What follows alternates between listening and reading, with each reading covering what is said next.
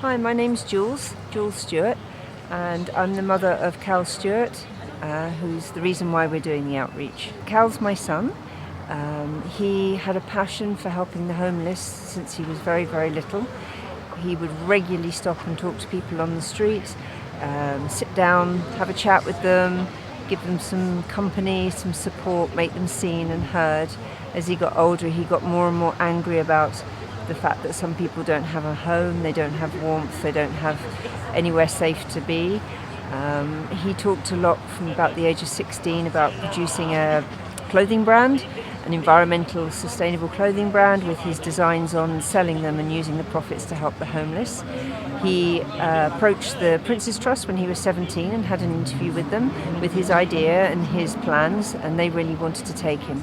But unbeknown to us, he suffered a lot from anxiety and lack of confidence, and as he got older, that got progressively worse. And in 2021, during lockdown, after he'd lost 2 friends to suicide, he gave up. He gave up hope and he took his own life. And so we're now working with his idea, his name, Calzy Vision, to make his dream come true, I suppose. It was his belief that he could help the homeless, so that's what we're trying to do. And you're carrying on his message. Yeah. And how long have you been on the streets helping the homeless? We started on his first birthday without him, so he would have been 24 in 2021, and on the 20th of July, which is his birthday, we came out with C. We talked to him beforehand, and we really wanted to try and mark his first birthday by doing the first outreach. So since July 20th, 2021, we've been doing this. Can you explain the depth of outreach, what it's all about, and how many people are involved? Our particular side of this, we've paired with C, who is Pint Giving, and he's helped us and supported us and advised us on how to approach people and how to look after people and what people need. So we did a little bit of research on our first few outreaches with him and found that a lot of people out here need hygiene products. They need deodorants, toothpaste, toothbrush, pants, socks, anything that makes them feel fresh in the morning when they wake up, because it's a better start to the day to be, feeling good about yourself, at least if you can. So we designed these care kits. So they're called Calzy Care Kits, and we do a male version and a female version. In the men's versions, there's deodorants, combs, toothpaste, toothbrushes, all that sort of thing. And in the ladies' version, there's hygiene products, nail files, hand cream, little luxuries that they don't usually get. We also do them in very small sizes so that they don't have to carry a lot of weight. And that's sort of progressed from there, really. We take them out on our outreach every Wednesday when we come out and offer them to people that we see, and we get to know them. Can you show us your logo? Yep. Calzy Vision is the logo. Okay,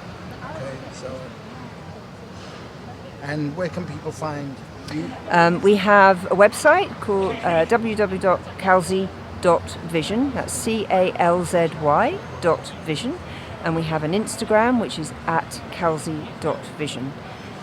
So you can DM us or have a look at our website and find out a bit more about us. So obviously there's going to be a lot of people that will watch this that probably won't understand the depth of what goes on the streets, because they're comfortable in their homes, they're able to turn on their internet and do whatever they're doing, watch TV and all that. What have you got to say to those people?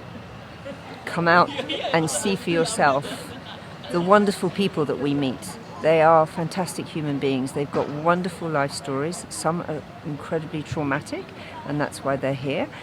And many of them have done incredible things before they found themselves in this situation. I would say 90% or 95% of them are grateful, they're kind, they're appreciative, they're not greedy, they never take what they don't need, and they're just really interesting to listen to. And we've become friends with a few of them, and I miss them if I don't come out. And for all the people that walk past them, I've seen so many times where people just walk past and they look at them like they're dirt. It's like that personally hurts me when I see that. And I get it when people don't actually have the money to kind of help them out with maybe a sandwich. Do you want to explain the effect that can have on somebody that's out there, and they're not asking for the world, they're just asking for a sandwich. Well, actually, yeah. I mean, they're asking for food, but I think from what I've seen, food isn't the hardest thing to give them. It's actually your time. And my son totally believed that it's not just money, it's not just food. You sit down on the floor and you engage, you have a conversation, obviously if they want to, and just make them seen and heard. It's what he wanted, is anybody out here on the streets to be seen and heard and treated humanely, with kindness. And it's not about money. It's not always about money or what you can buy them or what you can give them. What you can give them is your time and an ear, and to listen, either to listen to their problems or their stories or how their day went, listen to them laugh or cry, but to treat them like you would treat any other human being. Okay. But, you know, for the average person that's doing this for the first time, or even if they're doing it on a regular basis but not with the same person, they might feel like there's certain barriers, like how do I get past a certain barrier? So they always assume that it's money they want. And quite a lot of times what I hear is, you know, they just want money because they want drinks and drugs. You know, what can you say to those people to make them understand that that's not what they're always after? There might be one or two people that want the drink and drugs, but that's not the situation with everybody, or 99% of them. You know, what can you say to those guys to make them want to stop and talk to these guys? Well, we're often only 1 or 2 paychecks away from being there ourselves, so that's a very sobering thought. If you're actually told that in reality, that it could be you. If you're wanting to feel like you want to get to know someone you might see regularly, but you don't know how to approach them, a smile. Just say, "Hi, mate. How you doing? You know, have a good day." Just instantly, something very short, something very simple. If they ask for money, "Sorry, mate, can't give you money. Anything else I can give you? You know, do you need some toothpaste? Do you need a toothbrush? You know, do you need an Oyster card?" I mean, we give out a lot of Oyster cards. We also give out little coffee cards as well from places like Pret and Starbucks. So we just go and buy a Starbucks card for 10 quid, and then they can go off and buy their own coffees and teas when they want to. But it's just talk to them. Just say hello. Just smile. Sometimes a smile is enough to break the ice, and they'll feel the friendliness through your eyes and through your smile. What do you think you would be able to achieve if somebody who was financially very secure, loaded, blah, blah, blah, was able to step in and contribute in some way? Whether it was a famous person just showing their face and saying, "I'm here, I'm representing these guys," or whether it's a financial thing that can help you build what you're doing. So you can say, for example, I was talking to C and he was talking about getting a van and a microwave, and you know, these things cost money. If there was some rich guy out there watching this and they were in a position to be able to get you that van and that microwave, what can you know, talk to that person now? Yeah, I mean, any form of transport is amazing. I mean, what we would probably quite like is one of those little sort of, you often see them like coffee trucks that you can go around, so you can give tea and coffee. That's one of the things we've noticed people desperately need, and we can't carry it on by foot.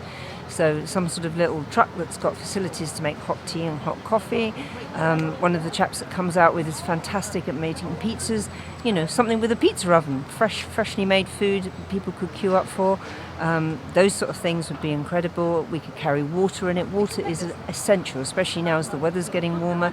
Everyone needs water. They need to stay hydrated. So anything that allows us to carry things that are heavy and in bigger mass. In the winter, we trudge around with suitcases full of coats, sweatshirts, hats, gloves. Again, if we could transport more things, we could cover more ground and give to more people. I think the thing with us is that we're not here to give people a home. We don't have that authority. We don't have that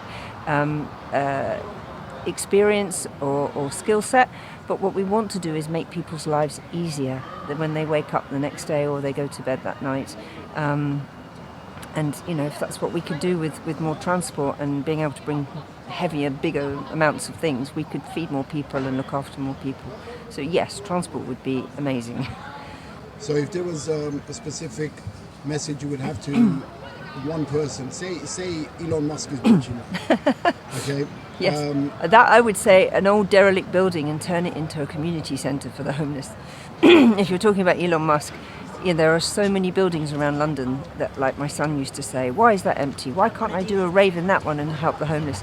You just start to turn some of these empty spaces where people haven't been for 10 or 20 years into community centres, offer them job support, offer them finance support, give them new trainings, skills, get chefs in. There's a fantastic restaurant in London Bridge that takes people off the street and trains them. He's not a millionaire, but he's fairly wealthy, and he trains them. He gives them advice on how to manage your finances. He gets them a space to stay so that they then have an address and they can get a bank account, and then he turns them into chefs or waiters or front of house people. He's incredible. It's a fantastic restaurant. So those ideas, if you've got that much money, would be amazing, because most of these people want to work.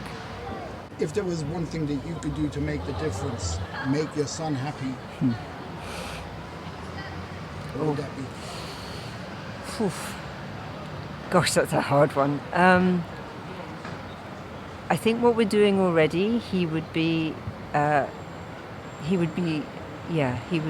warmed by what we're doing. I think if we could do it more often and perhaps in a bigger scale. And I know he always wanted to set up a community centre and do DJ nights and music nights for homeless people. So they felt they had somewhere to go that was like everybody else, that's specific for people that are on the street. And, soups, pizzas. That would be amazing, to have a community centre that we could run ourselves. You said something about you're only 2 paychecks away from you being in this situation, right? So obviously that's a stern reminder to everybody that that can be you. Yes. Yeah? Yes. 100%. What can you say to everybody to make them avoid getting into that situation? Well, that's a difficult one with the cost of living crisis. I know people that, are very close to losing their own homes that they've bought. So I'm not sure how I could actually answer that one for everybody. To be very honest, I don't know how to answer that question. That's a tricky one. I think it depends on each person's circumstance, because everyone's got financial problems for different reasons. Yeah. Whether it's, having to care for a parent, having children, someone who's got a disability, had to give up work, had mental illness. My daughter's gone through terrible mental illness since we've lost our son. She's lost her brother, and she's had to give up work. Now, if she was living on her own, she'd be on the street. The only reason she had a home is because she came to stay with us. So, there are lots of reasons why that you can get into that situation. How often are you on the streets yourself? Once a week on a Wednesday, but we also support 2 other charities. So I support a charity in Enfield called All People, All Places. We donate lots of food and hygiene products to them. And then we support a charity in Brighton, which is where I'm from.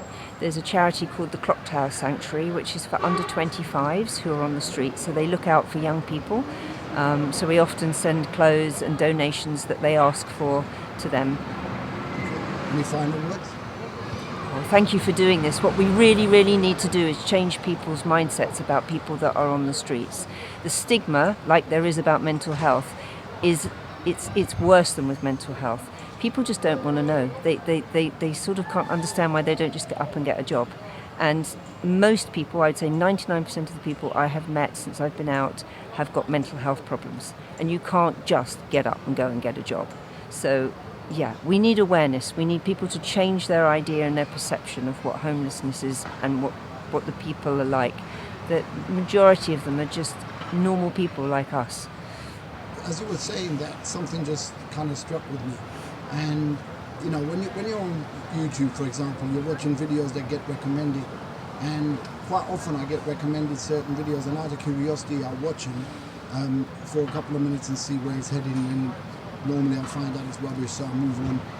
But one of the things for me that grates on me is where people go on about, this guy was homeless and now he's a multi-billionaire and all that kind of stuff, and the facade of someone, say, walking down the street and seeing a homeless person and, acting like, they're not important for their time and everything, but then suddenly you find out the homeless person isn't actually homeless, but they got Lamborghinis and 10 businesses. And what do you think of all of that?